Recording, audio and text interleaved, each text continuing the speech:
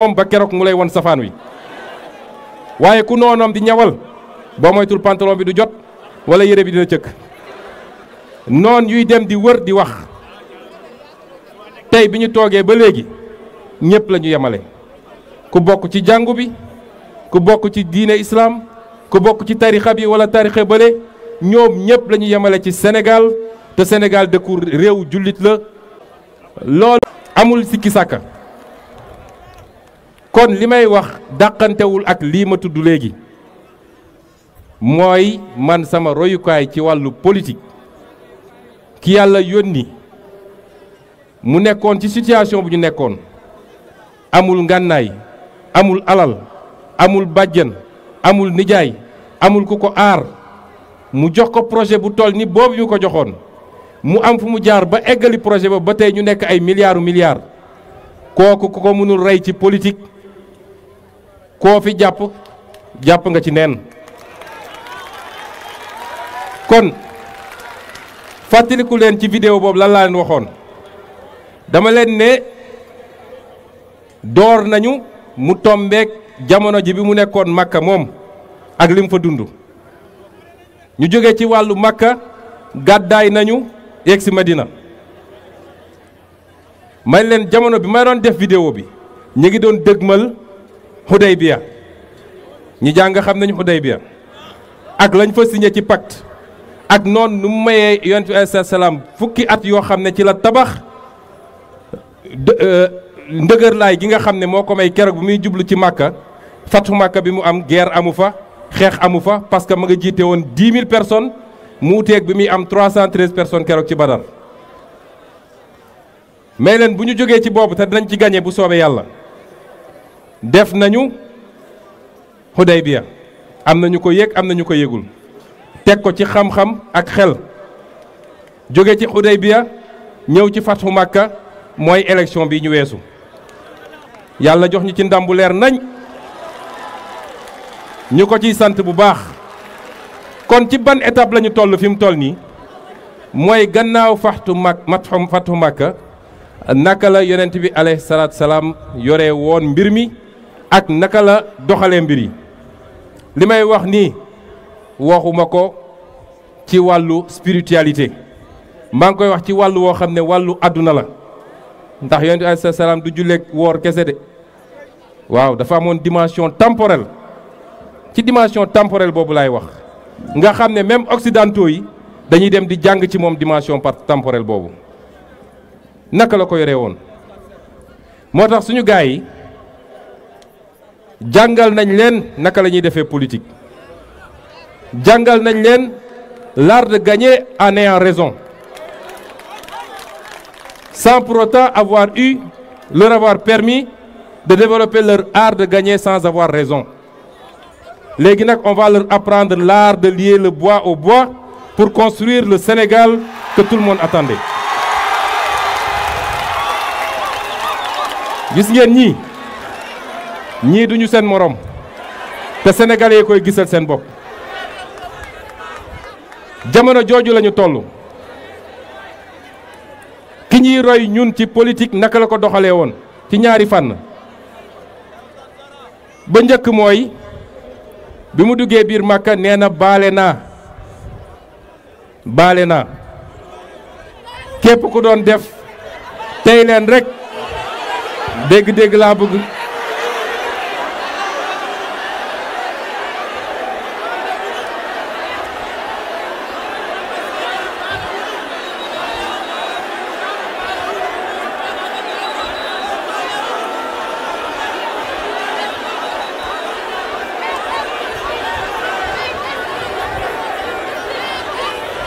su ngeen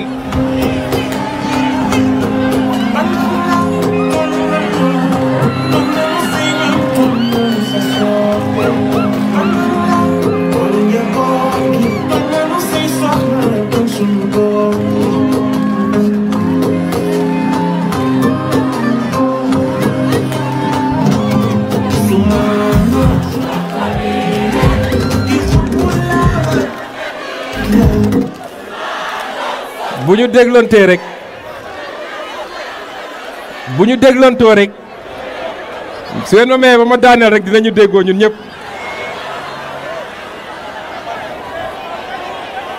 da ngeen ànd ak tey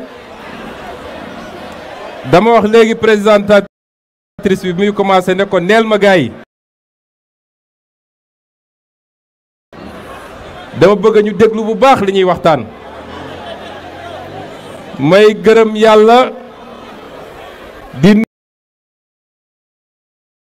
nuyu et di féliciter également kilifa yi fi teew tey ay ministre ngi fi teew fi ay député ngi fi teew fi ay maire ngi fi teew fi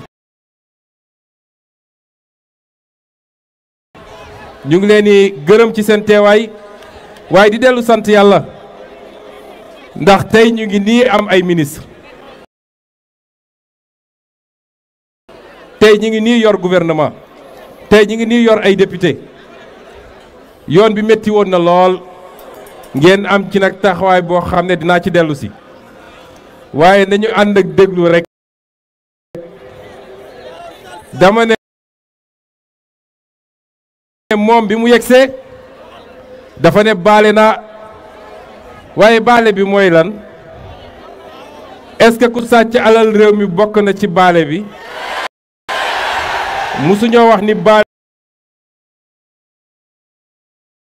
nañu ku sàcc alal réew mi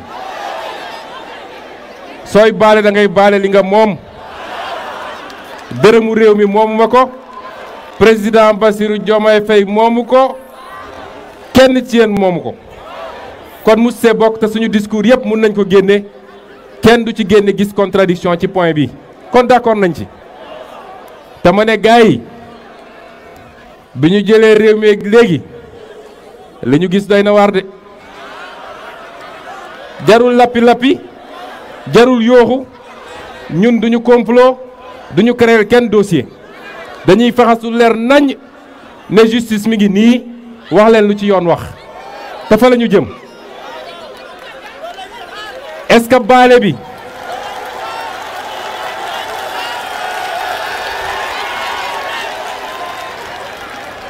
est-ce que baale bi ñu wax baale bi est-ce que fekk nit boo xam ne day revendiquer ay droit loolu muy xeex nga faagaakal ko dóor ko balu fital mu dee est-ce que loolu bokk na ci baale bi mës ngeen ñu dégg ñu dañuy baale loolu kon ma dalal xelu ñëpp ni lañ ca war a def dinañ ko def jarul yàkkamti jarul parax-paraxe ndax tey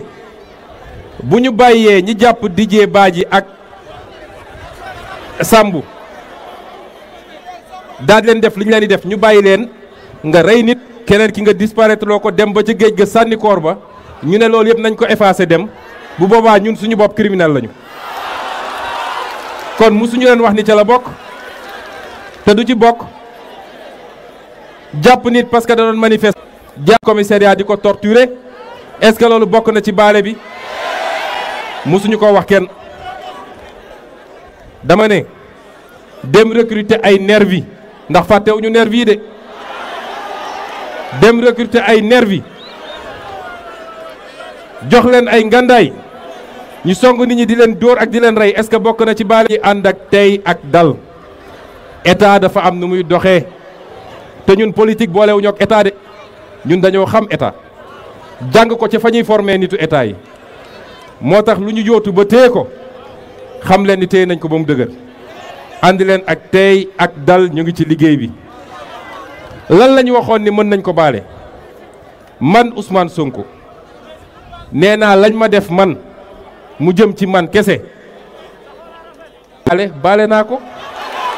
loolu kay amul problème te di sàkku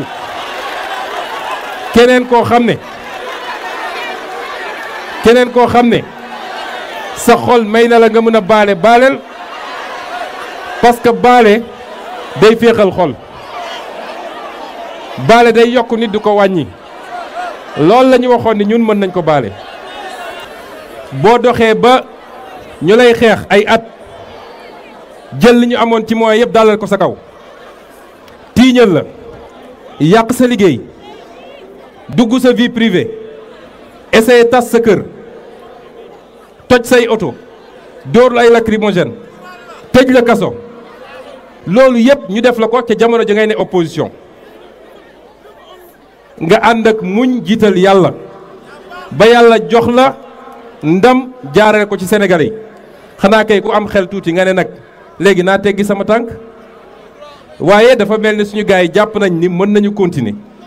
di xëy di saaga di sosal di wax lu bon ci nit ñi ba pare toog tranquillement seen kër ma bëgg a leeral Sénégalais yi lenn ñun suñu responsabilité en tant que ñi yor nguur te président Bassirou Diomaye Faye jiitu ci mooy réew mi il faut ñu delloo ko fi mu newoon réew mi xamuñu woon lii de bañante enante di wax lu bon ci nit suba ak ngoon parce que rek àndu leen ci politique yéen ñëpp dégg ngeen samay discours yàgg naa leen wax ni ku fiy wër di saaga bokkoo ci Pastef lu leer laa musa wax yàgg naa def samay vidéo naan leen bàyyi leen lii bàyyi leen lële Pastef musul yónni nit ci saaga wala xaste wala tiiñal wala di sosal nit ñi ko doon def gis nañ leen parce que ba ñu jàppee ki koy def ñoom ñëpp génn nañ dem commissariat ne dañuy dem jàppale ko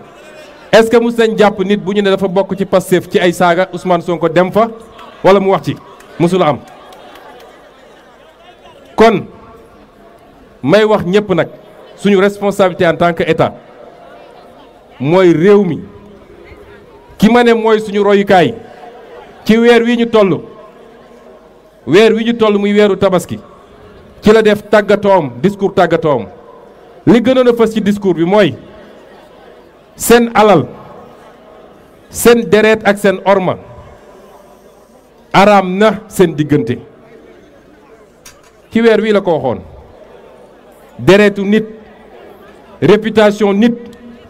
vie privée nit loolu lu araam la nañ ko sàmmalante kenn ku nekk moroomam politique débat d'idée la contradiction d'idée la ku mu neex nga ne d'accorduma ci seen politique gu mbay mii d'accorduma ci seen politique càmm gi d'accorduma ci li ngeen def ci ressource naturelle bi éducation bi ñu toog débat problème amu ci mais xëy rek ubbi sa internet di saaga nit ñi loolu duñ ci am tolérance ak kenn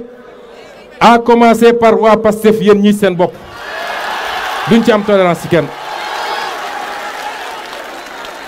barki démb semaine passée ministre de la justice man la envoyé vidéo ne ma kii ci Pastef la bokk te mu ngay menacer magistrat yi dama ko monsieur le ministre defal sa liggéey ñun newuñu fi di xool kumba am ndey ak kumba amul ndey ndax loolu lañ doon xeex démb duñ ñëw tey di ko dëggal kon fi ñu toll nii soxlawuñu saagakat soxlawuñu xulookat xam ngeen lu ñu soxla liggéeykat jublu ci liggéey bi rek te dinaa ci ñëw ci deuxième partie bi may wax noonu ñu ko bañee ci kenn ku ne noonu lañ ko bañee ci kenn kuy wootewu moo xam da ngay bind moo xam da nga yor télé kuy wootewu journaliste parce que impunité bi am fii nag dafa ëpp man journaliste laa rek liberté de la presse mun naa xëy bind lu ma neex ku ma neex ma bindal la loolu jeex na ci réew mi jeex na tàkk dem leen ngeen lire code de la presse article 13 xaw ma article 14 wax na lan la ñu tere journaliste xëy dem jël ay affaire bind naan dañoo dàq général sangam Sonko ko dàq dafa doon xeex rebelle yi moo tax ay waxu ñàkk fu la ñu woola ne la fan nga jëlee sa preuve nga naan benn site internet bu nekk Delaware xaw ma fan loolu jeex na ci réew mi su Sonko sàccee xaalis su Sonko reyee nit su Sonko defee naka su dul noonu journaliste bu ci am preuve na ko bind def ko une bu rëy loolu c'est son droit loolu mooy liggéeyam waaye toog rek ne Sonko neexuma wala jox nañ ma xaalis wala Diomaye neexuma wala Massamba wala Demba dinaa bind lu ma neex ci moom suñ ma wooyee ma ne la liberté de la presse presse mënul am liberté bu keneen ci ñun amul président de la république sax amul liberté boobu président de la république mi ñu fal muy le premier des sénégalais amul liberté boobu au nom de quoi ab journaliste jàpp ni am na boobu droit du dee am nañu fit la ñu bindoon nañ ko bindaat nañ ko bindaat.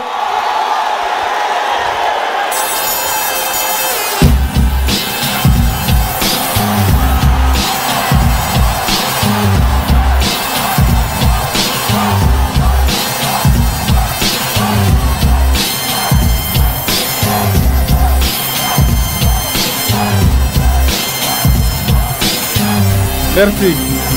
xam ngeen réew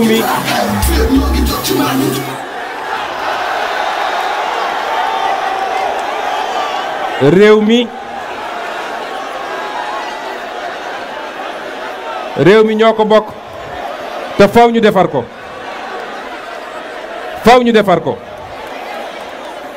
lu ne dégg nañ ko fii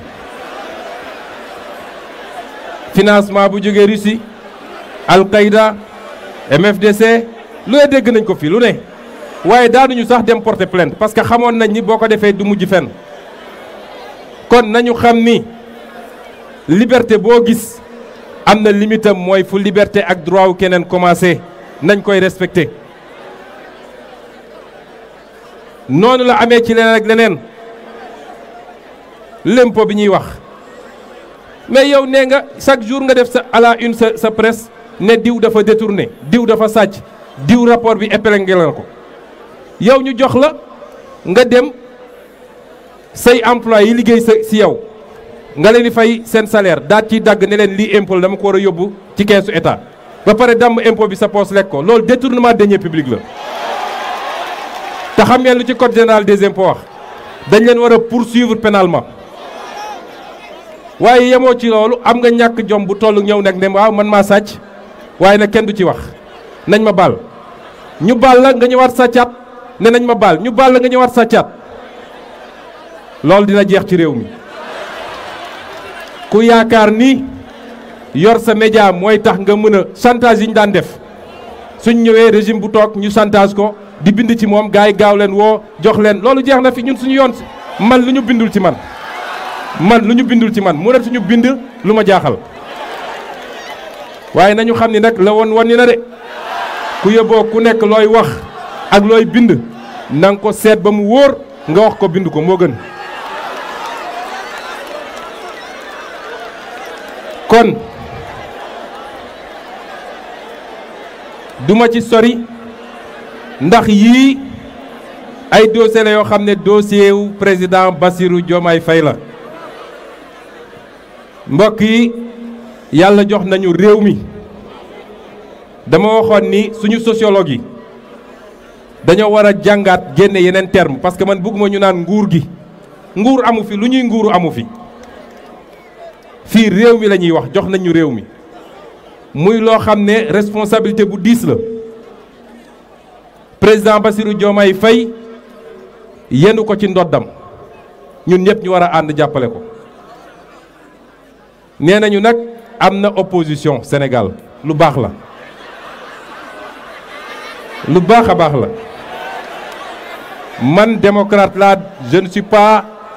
pour la réduction de l'opposition à sa plus simple expression man dama bëgg mu am opposition bu am doole opposition boo xam ne day ñëw di contredire mais teg ko ci xam-xam teg ko ci ay chiffres ñun niñ ko doon defee ak ñoom ba mu jaaxal leen ñu ne ñii il faut ñu faagagal leen ñun dañoo bëgg ñoom ñu defee ko noonu te kenn du leen faagagal kenn du leen jege ndax bu dee gis-gis ñoo leen ko ëpp bu dee xam-xam ñoo leen ko ëpp bu dee njub ñoo leen ko ëpp bu dee patriotisme ñoo leen ko ëpp kon mënuñu wax ba jaaxal ñu ñun dañoo bëgg opposition boobu am waaye suñu moytul opposition du gaaw am de xam ngeen ndax lan seetlu leen opposition Sénégal bi xam ngeen lan la ñu yaakaar ñoom féewale Bassirou Diomaye Faye ak Ousmane Sonko loolu mooy opposition Sénégal moo tax ma ne opposition du gaaw a am ndax Bassirou Diomaye Alaaji Bassirou Diomaye Serigne Goundou ak Ousmane Sonko nit bi mun a dox ba féewale leen ki ko war a jur ki koy jur ak ki koy jur juddoogul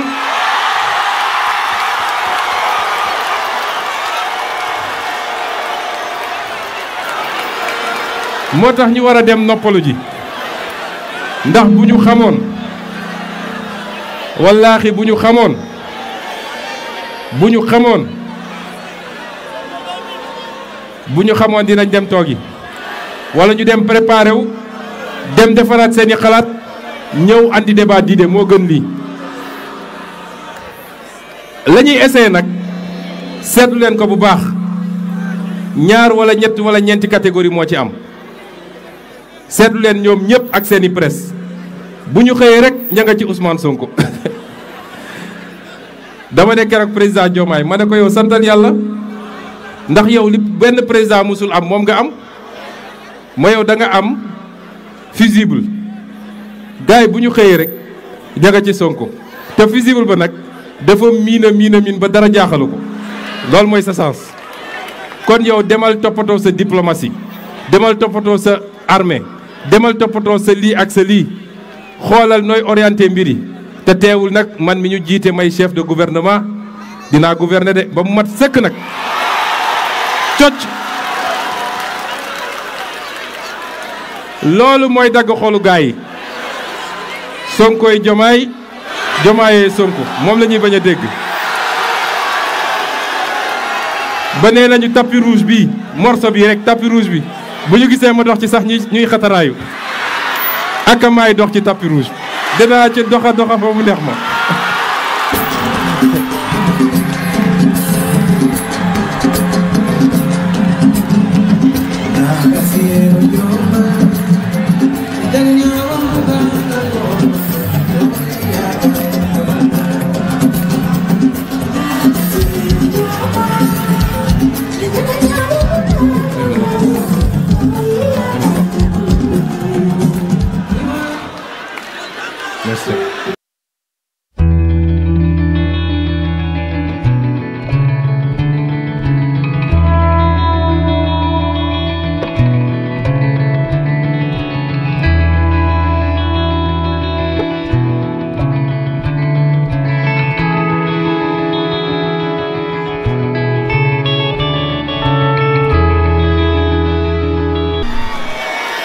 ma ne bu ngeen seetloo bu baax ñiy wax yëpp nag ñaar ba ñetti catégorie la xam ngeen peut-être première catégorie bi mooy ñan mooy ñi nga xam ne yaakaar nañ ni war nañoo mën a dellu si nguur gi ni mu gën a gaawee te pour ñoom pour ñu mën a dellu si nguur gi ni mu gën a gaawee fokk rek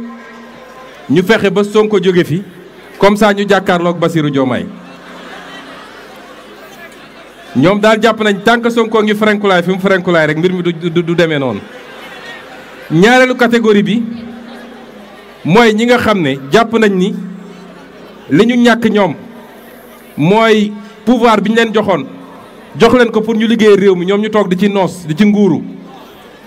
soo waxee ñu naan ku aaye wal sa moom xaw ma yu mel ne noonu. jàpp nañ ni ñun ñoo leen yàqal seen aaye moo tax en bi ñuy dund ñoom en bi jëmale ko ci ñun du fi jóge ñetteelu catégorie bi mooy ñoo xam ne dañoo jàpp ni am na ñu ñu bëgg ci réew mi te jàpp nañ ni bu ñu demoon ba wéet ak président Diomaye dina gaaw waaye tant que Sonko ngi fi dina xaw a jafe ñooñu nag xam ngeen fu ñu juumee wallaahi dañu xamul son excellence ay bu ñu xamoon son excellence suñu xamoon son excellence dañu xam ni man maay seen jàmm man bëri na loo xam ne son excellence yëkkati na ko fii ma ñëw ne ko monsieur le président ñaan naa la tegal ci suuf rek mu ji keroog daf ma xool ba siàgg mu ne ma koromak ma ne ko mu ne ma yow dama ragal ni gars yi dañ laa atteindre mystiquement de dama ragal ni dañ laa atteindre mystiquement son excellence le président Bassirou Diomaye du ñeexum ñebbe de ay suñ ko xamoon dinañu toog di ñaan bés bu ne yàlla na fi Sonko yàgg waaye nag weesu nañu foofu fi ñu toll nii ñun dañoo fas yéene jublu ci liggéey bi tàmbali nañ ko bu yàgg sax waaye maa ngi dellu si doog a ñëw nag ci ñaareelu pàcc bi mooy li taxoon ñu daje fii li taxoon ngeen woo ma fii mooy lan la ñuy xaar ci peuple sénégalais balaa ma naan lan la ñuy xaar ci jeunesse sénégalaise peuple bi yëpp laa bëgg a waxtaanal gis ngeen politique amul lu ko gën a noble politique amul lu ko gën a noble ci àdduna yàgg naa wax ni nit mën ngaa matadi sa lépp manqué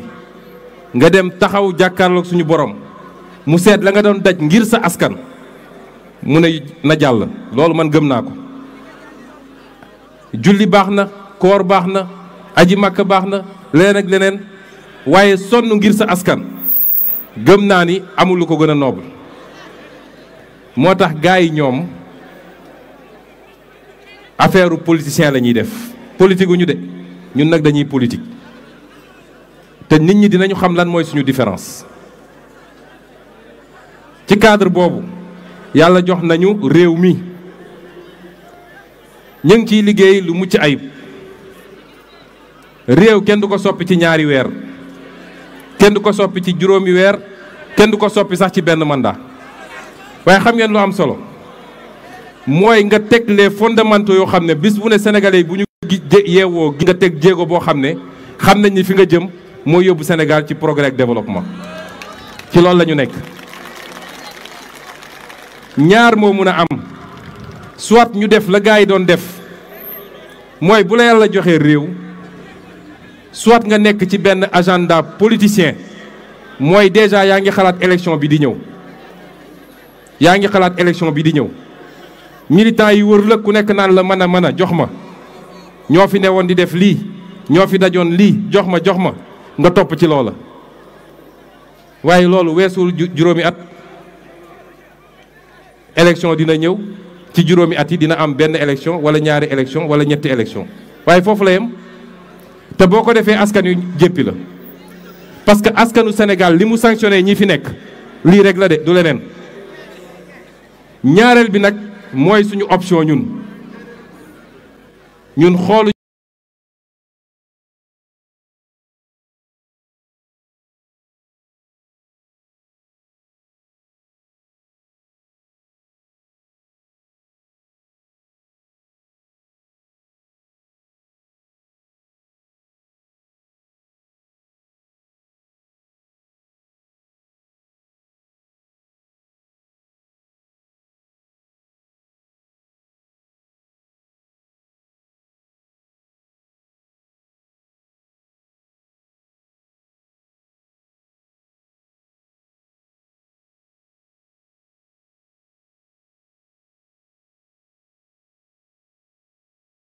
la prochaine élection ñi ngi xool la prochaine sénégalais koo laaj lan mooy PSE xamu ko yéen ñi est-ce que xam ngeen lan mooy PSE lan mooy volet agriculture PSE lan mooy volet industrie PSE lan mooy volet financement PSE xamu leen ko nun duñu doxalee noonu gis nga changement boo ko bëggee def ñi la jiital il faut ñu xam foo jëm ku xamul foo jëm mënu laa gunge moo tax yi ñuy def ni yëpp di lappi waaw dund bi seer na ñii defuñu li ñaari weer dund bi ñoom ñoo ko seeral de ñoo seeral dund bi sàcc xaalisu réew mi jaxase mbir yëpp defuñu sax ñaari weer xam nga ñoom suñu muusoon sax dañuy dem làqatu ba ci kanam ndax boo sàccee ñëpp daw ne wupp sàccee nga dugg ci benn ruq gaa yi romb gisuñu la waroo gaaw a génn de da nga war a toog foofu ba affaire yi dal ba guddi ba mu lëndëm nga yot ndànk waaye yow gars yi demaguñu sax nga génn naan woy waaye dina saf si ñoom dina saf sap te ñooma ñoom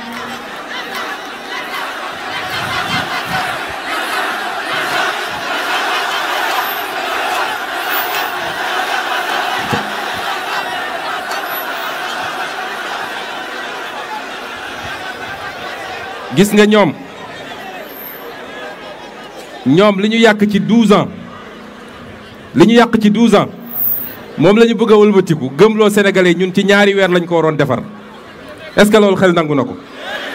12 ans nga yàq réew mi yàqet ne ñun ci ñaari at nañu régler lépp donte nag dinañu régler de bu soobee yàlla fii la fan yu néew probablement semaine bii sax dinañu wax sénégalais yi mesures yi ñu jël pour wàññi dund gi bu soobee yàlla dinañu defar de waaye dama bëgg a partager ak yéen ngeen xam fu ñu toll parce que yéen ay projet bi de du ñun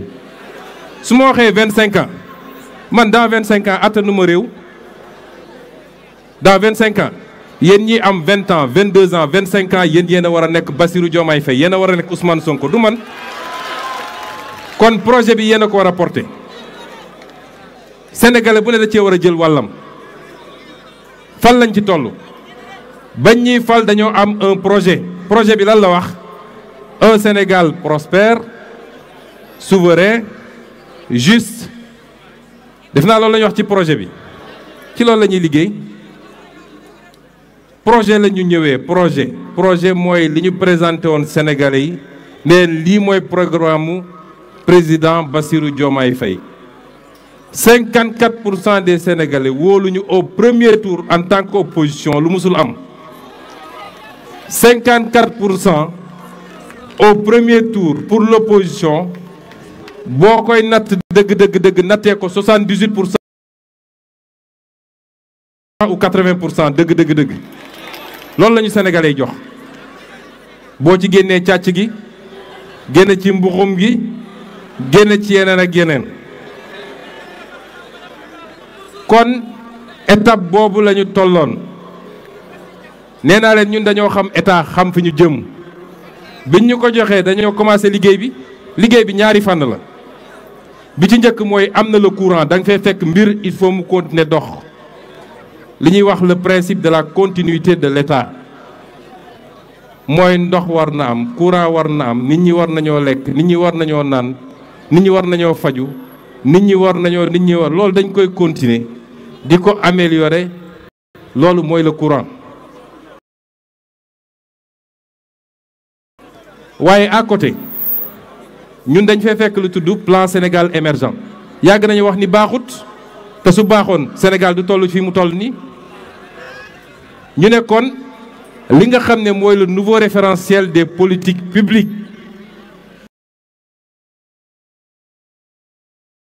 mooy li nga xam ne moom la ñuy togg ba nga xam ne tey lay doxal Sénégal ci juróomi at yi di ñëw foofu lañ koy tibbee ñu ngi ci liggéey boobu te demuñu jéggaani ko ci biti de ñoom bañ koy def dañoo dem jël benn cabinet bu tudd McKinsey fay ko 3 milliards ñaari at ñu fal la 2012 ba 2014 ngay doog a génne PSE ñun ñu fal 2024 septembre 2024 ñu génne leen suñu document septembre 2024 ñu génneel leen ko incha allah te demuñu ko jéggaane ci biti doomi réew mi ñoo koy defar ba mu mat sëkk kon ñun duñu ñoom wax ji nañ ko bàyyi seetaan leen lii ñëw rek léegi wax ji dootul bëri de parce que saagaa leen desoon ak xaste te dootuñu ko def bind di sosala fi desoon te duñ ko def nañu dem sàkku xam-xam duy seen xel yi ñëw taxaw ak ñun ñu discuter ci suñu programme loolu rek a fi des ñaareel bi nga xam ne ñoo ngi koy togg mooy vision Sénégal 2050 ndax kuy defar réew da ngay gis fu sori àdduna bi taxawatul ci benn bés les choses vont vite donc ñi ngi togg document bi ñuy wax Sénégal vision 2050 leer nañ ñu xam chaque jour chaque semaine chaque mois fañ jëm président Bassirou Diomaye Faye jox orientation yi ñu def plan yi man nag en tant que chef de gouvernement maa ngi jéggalu ñu mu neexul ma coordonné ko nag daal di xëcc nopp ministre yi noonu lay doxee plan d'action gouvernement bi def les plans d'action yi nga xam ne ministère bu ne ci la war a doxee daal di togg nag li ñuy wax les politiques sectorielles filières mooy filières yi Sénégal amul benn filière du mbay du càmm du industrie du pétrochimie amul benn filière boo xam ne soo ko jëlee Sénégal mun nga ne am nañu chaîne de valeur complète amul kenn mënul développer réew ci loolu moo tax mënuñu exporter mënuñu jaay ci biti suñu lépp a ngi jóge ci biti bu nit ñi sëqatee ci biti ñun ñu soj loolu moo tax fa ñu jëm xam nañ ko de la ñeneen ñi def ba développé dinañ def lu ko raw ba def ba romb leen ñun foofu lañ jëm. kon lii nag lii ñu boole kook nag continuer di gëstu ndax suñu tekk-tekkaaral bi bu ñu jàpp ni faiblesse la de ñoo ngi gëstu semaine bii rek lancé nañu ay audit plus de 60 structures yu audité yi nga xam ne jotoon nañ ko def te mu nekk ci Cour des comptes nekk ci IGE nekk ci leen ak leen nañ ko génne teg ko ci table justice mais justice bu ñu defar bu ñu bale ba noppi ndax xam nañ li fi xewoon ci justice bi buñ ko balee ba mu set jël les vrais magistrats ñi nga xam ne jub nañu dinañu appliquer loi ni ko yoon waxee buñ leen tegee ba pare la ñu war a def yëpp dinañ ko def ci ñi luubaloon alalu réew mi lépp dinañ ko teg ci yoon. xam nga dama leen di wax nii man mii lu ne daj nañ ko pour ma bañ a nekk candidat lu ne fañ ko jaarale woon ñoom ma wax benn ministre ne rapport épinglé na ko wax na lii ak lii ñu ne loolu amut dem ministère des finances daa di nëbb rapport bi suñ ma convoqué tribunal daa di baare yoon bi dóor toj samay oto pour ma bañ a egg tribunal ñu corrompre ay magistrats cour d'appel ba cour suprême ñu ñëw génne seen décision conseil constitutionnel président Badio wër moom dem lu kenn mësul gis ne moom mooy dem décision de justice toogul ñu andil ko pour Sonko bañ a nekk candidat waaye yàlla ay mbiram tey rapport bi ñu doon nëbb ma nga sama kaw table ma nga sama kaw table rapport ba ma nga sama kaw table moo tax yàlla rek a mën te nag dinañ ko jox justice mu def ci li mu ci war a def ndax seen fen boobu ñu doon fen tax na ay nit dee fi tax na ay nit dem fi kaso tax na ay nit ñu gaañ ko te bañ koy def ñoom ñëpp xam nañu dañuy fen ngeen jégal ma ci kàddu gi. kon ma dellu si neneen projet bi yéen a koy porté naka ngeen koy porté bu leen nangu ñu dugal leen ci débat yoo xam ne amul solo bu leen ku jóg wax rek ngeen ne da ngeen koy tontu suñu mag Alioune Tine wax na xalaatam est-ce que dafa saaga est-ce que dafa xaste man d'accord ma ak xalaatam waaye loolu mooy rôle am moom jarul xuloo jarul xeex loolu mooy rôle am te démb mi ngi ko doon def ñëw toog suñu wet naan li ñuy def du yoon néewoon na ci baatu société civile yi ko doon wax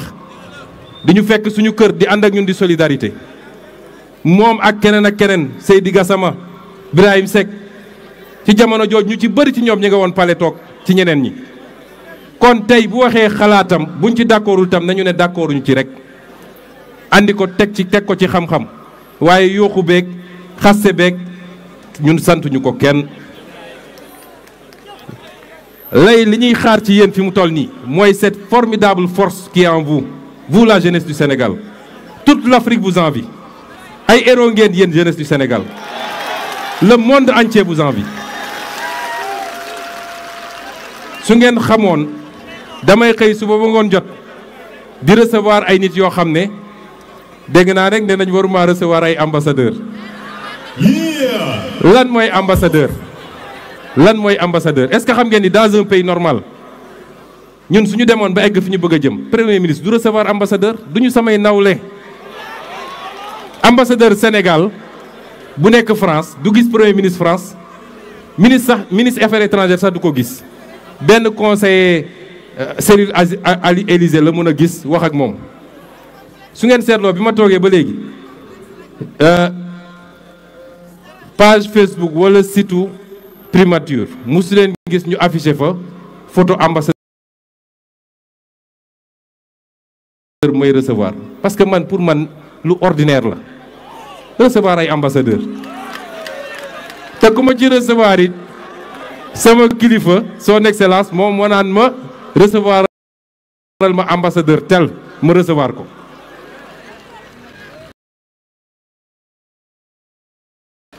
waaye li ma bëgg a wax foofu rek mooy ambassadeur yi ñuy recevoir homme d'affaires yi jóge fu ne damay xëy suba ba ngoon jot bés bu ne ay nit jël seen jet privé ñëw spécialement pour dajeek ñun wax ak ñun dellu waaye li ñuy wax mooy Sénégal, vous ne savez pas ce que vous avez réalisé. Vous êtes une lumière pour le monde, pas seulement pour l'Afrique. Et vous n'avez pas le droit d'échouer. Amuñu droit d'échouer. Parce que bu ñu échoué liy kase démb dama recevoir benn homme d'affaires bu mag a mag mu jóge fu sori jël jet privé am ñëw ne daf may gis parce que dafa bëgg a andi ay investissement ak yeneen mu ñëw ñu toog mu wax ma benn phrase bu am solo mu ne ma est-ce que xam ngeen ni ce que vous avez réalisé est plus fort pour l'Afrique que la libération de Nelson Mandela nii la ma ko waxee. kon ñun dañu war a xam li ñu yor ñii nga xam ne rek seen gémmiñ a ngi nàcc te duñu wax jàmm bu leen leen déglu bu leen leen topp.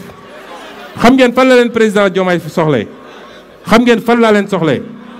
mooy une formidable mobilisation citoyenne ba doole googu ñu amoon ba mun a jàkkaarloog état parce que tooñ nañu ba jàkkaarloog état parce que li la doon bañ projet bi egsi fii cette formidable énergie qui a porté le projet qui a protégé les porteurs du projet. Il faut désormais qu'on la transforme en une énergie de construction de notre développement. C'est ça que nous attendons de vous. bu leen topp seeni wax ndax ñun xam nañ ni attanuñu ñoom opposition keroog bu ñu demee commissariat dégg naa policiers yi grenade bi benn grenade lañu jël xaaj ko ñeent jël ci benn sànni leen rek ñoom ñëpp a soj kon attanuñu ko bu leen gaa yi jàpp kon soxla lañ seen énergie pour la transformation de ce pays ñëpp mënuñoo nekk du ñëpp a mën a xëy rek c'est-à-dire fonction publique Sénégal ba mu daj boo moytul ñi fi nekk ñoo leen ëpp kon ñëpp mënuñoo xëy nekk directeur général ñëpp mënuñoo xëy nekk ministre teew de nee nañu wala seeni famille sax dañ leen di xas ne leen nee na fi newoon di xeex te fàtte nañ leen déedéet ba ñuy jóg di xeexi kenn ci ñun amuloon yaqin ni dinañu jël nguur dinañu jël pouvoir bi kenn kon dañoo xeexoon ngir des principes des valeurs te ñun ñooy àndoon xeex ngir des principes et des valeurs tey bu ñu yàlla joxee réew mi ñun ñooy ànd liggéeyal réew mi waaye kenn ku nekk ak fi nga ko mën a liggéeyee kenn ku ne ak fi nga ko mën a liggéeyee te it la tax sénégalais jéppi ñeneen ñi war nañu moytu mu dal ñu kon saa suñuy tànn dinañu seet ndax charte yi mat na parce que bëgg nañ kenn ku ne suñ la dénkee nga bañ ñoo gàcceel ndax moo leen ko de kuñ fi dénk mënoo dañ lay wàcce waaye kuñ fi dénk nga jël kaso nga jëm kon ku ñuy dénk rek bëgg nañ mu leer ni lañ lay dénk mën nga ko attan nga ko te am nga njub gi pour yor ko yorin bu gën a rafet ñi ñuy dénk it dinañ soxla ay collaborateur mais ci ñi fi nekk lañ koy jëlijee waaye li ëpp solo mooy projet de développement bi dafa am un volet citoyen sànq bi may ñëw dama waxtaan ak président Diomaye mu ne ma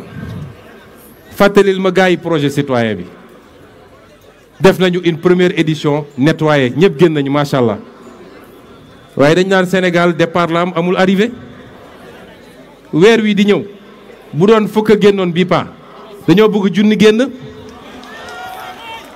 il faut ñu inscrire suñu action dans la constance et dans la durée ak nu mu yàgg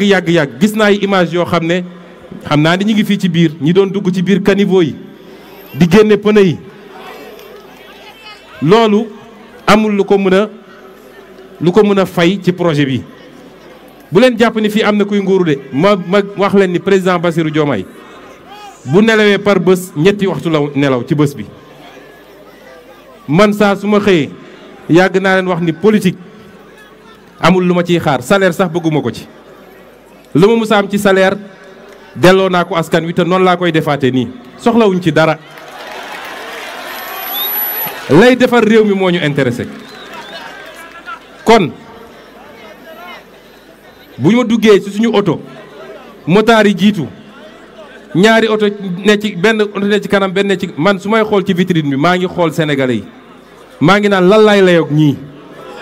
ci kanamu yàlla nag waxuma fii lan laay layoog ñii kon nañu xam ni kenn ku ne ci ñun am na lu ne ci moom loo xam ne dañ koo donn wala dañu cee mooñaale ci niñ doon doxalee fii nañu fexe ba loolu ñu génne ko ci ñun nañ ko génne ci ñun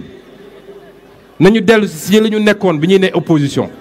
bi nit ñi di génn di xeex amul kenn ku ñu jox poste wala dërëm wala ñu dig la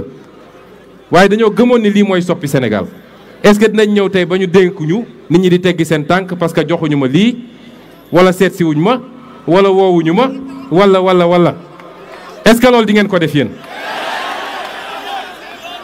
kon l'action citoyenne est le fondement et la base de la réussite de notre projet moo tax son excellence président Diomaye daf ma delloo dafa nangu ci madame nangu ko sax dafa jëlee ci madame le ministre de la jeunesse lii nga xam ne mooy le service civique national et le volontariat daan ma koy delloo si man primature parce que man ak yéen xam ngeen ñi terrain bi la man ak yéen terrain bi la dinañ ko organiser waat ubbi ko yéen ñëpp bindu leen ci soyez des volontaires de votre patrie soyez des volontaires de votre propre développement ñoo ngi ko doon def démb ak barki démb te amuñu woon benn moyen def nañ fi vacances agricoles patriotiques def nañ fi ay don de sang def nañ fi ay activité di nettoyer cimetières yi ak écoles yi bii paa nag dañ ciy lëkkaloo ak armée nationale lëkkaloo ceeg les entreprises ñu génne seen matériel lëkkaloo ceeg budget bi nga xam ne état bi dina ci génne gis ngeen vacances yi man ak yéen ak président Diomaye ak tous les ministres dinañu bay de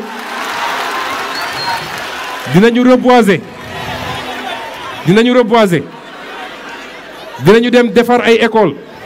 tabax ci ay salle de classe tabax ci ay toilettes dinañu def ay actions citoyennes yu mucc ay fii ci vacances yi ñu jëm loolu mooy wane ndax liñ doon wax ñun le don de sang de soi pour la patrie est-ce que dëgg la si ñun am déet kon mbokk yi mun naa toog di waxtaan ba fajar waaye soxla nañ leen ci ngeen dooleel ñu ci combat yi ñu jëm ñëpp a ngi wax wàññi dund est-ce que xam ngeen li tax dund bi jafe man nee naa leen mënuñu ma vaar parce que sama waxu démb mooy sama waxu tey yàgg naa leen wax ni fii léegi tabaxuñu économie lu dul jël xaalisu réew mi dem lépp pour def du saupoudrage tabax ñaari tali ñetti tali tabax ab stade tabax ab théâtre tabax ab loolu yëpp baax na waaye ana économie bi ana mbay mi ana càmm gi ana napp gi ana industrie bi réew mu amul loolu réew moom mu existé wul nañ ma wax ana loolu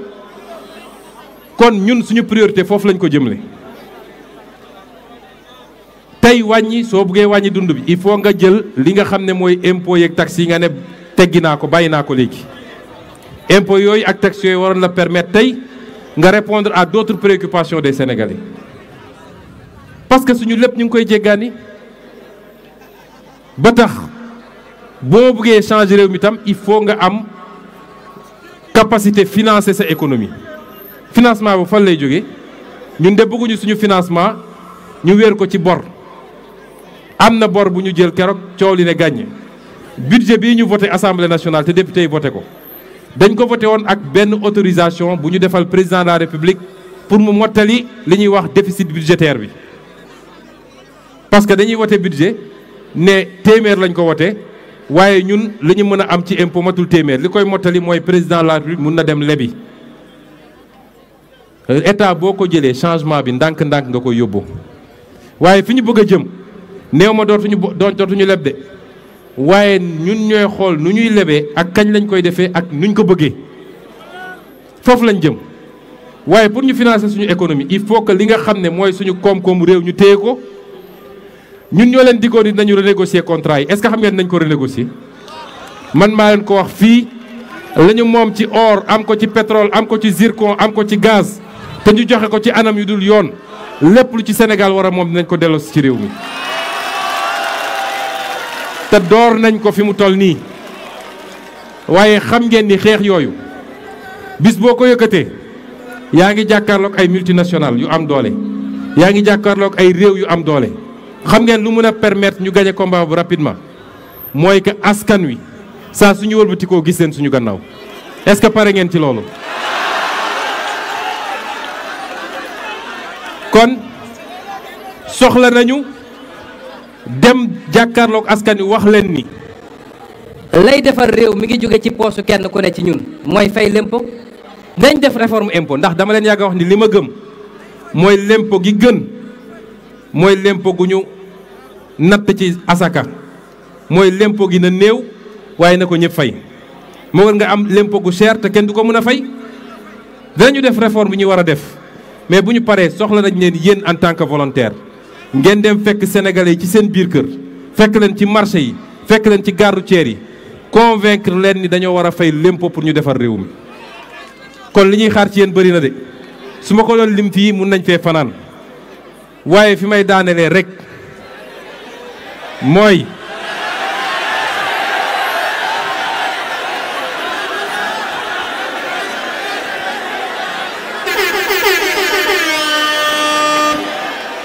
xam ngeen nag gars yi léegi nag président parti bi mooy aussi chef gouvernement bi te liggéey ak may xaar te lépp ci réew mi la jëm dinañu dajewaat te nee naa leen son excellence moom ci boppam dina ñëw taxaw waxtaan ak yéen waaye lenn rek laa leen di ñaan bu leen kenn divertir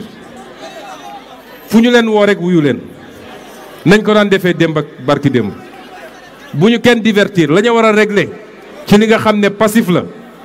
dinañ ko régler waaye warul doon loo xam ne mooy suñu priorité ba nga xam ne suba ak ngoon ñi nga ca loola. loolu lu ordinaire la reddition des comptes waaye ñu jublu ci liggéey bi xam leen ni ñi ngeen fal mat nañ lañ leen di doye gis-gis bi leer na yéene bi dëgër na loxo yi set na àndi leen ak ñun ñu defar réew mi soppi réew mi ba faaw te bu soobee yàlla bu ñu jaaree fi ñu war a jaar néew ma la 25 ans néew ma la 50 ans kenn ku ne ci yéen wala doomam wala sëtam mën na nekk président de la république ñu ngi leen di gërëm di leen sant.